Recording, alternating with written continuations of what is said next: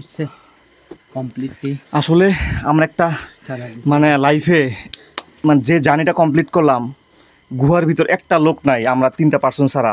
অবশ্য আমি একটু নার্ভাস ছিলাম, তবে আমি মনে সাহস ছিল যে না, আমরা পারবো। ইতিপূর্বে তো অনেক লোক বের হয়েছে, তার মানে আমরা পারবো, আমরা তো মানুষ। আর সো এই সাহসটা নিয়ে বের হয়েছে। না, আরেকটা ইস্যু হচ্ছে গিয়ে এখানে এভরি সিঙ্গেল স্টেপে আপনাকে ডিরেকশন দেওয়া আছে, কিন্তু শেষ সীমানে আইসা ওইভাবে কোনো ডিরেকশন ছিল না।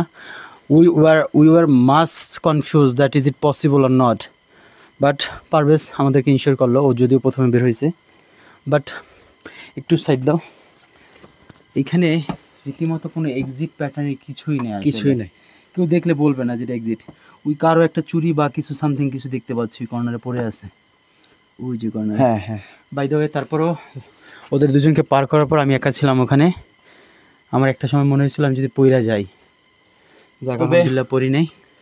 এখানে প্রথমে প্রবেশ করার পরে বিষয়টা স্বাভাবিক লাগছিল, যখন মাঝখানে আমরা যাই তখন যদি দেখি যে পুরো একটা পাহাড়ের যে ভিত্তিটা, এটার মধ্যে কিছুই নাই, এটা চারদিক এইরকম ভাবে ঠিক খাড়া হয়ে আছে। আরেকটা যদি বলতে চাই, তো আমি জানি না তোরা ফিল করছিস কিনা, আমি কিছুটা কার্বন ডাই অক্সাইডের ফিল কম কম মনে হচ্ছিল, লাইক দম বন্ধ হয়ে আসছে।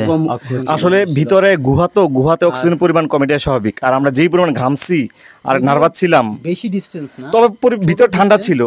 বাট একটা অন্যরকমের এক্সপিরিয়েন্স। আর ও তো ফার্স্ট অফ অল ও তো নাই করছে, Back করবে, back প্রথমে বিষয়টা ভয় পেয়েছিলাম, কারণ আনফরচুনেটলি কিছু হয়ে গেলে এটা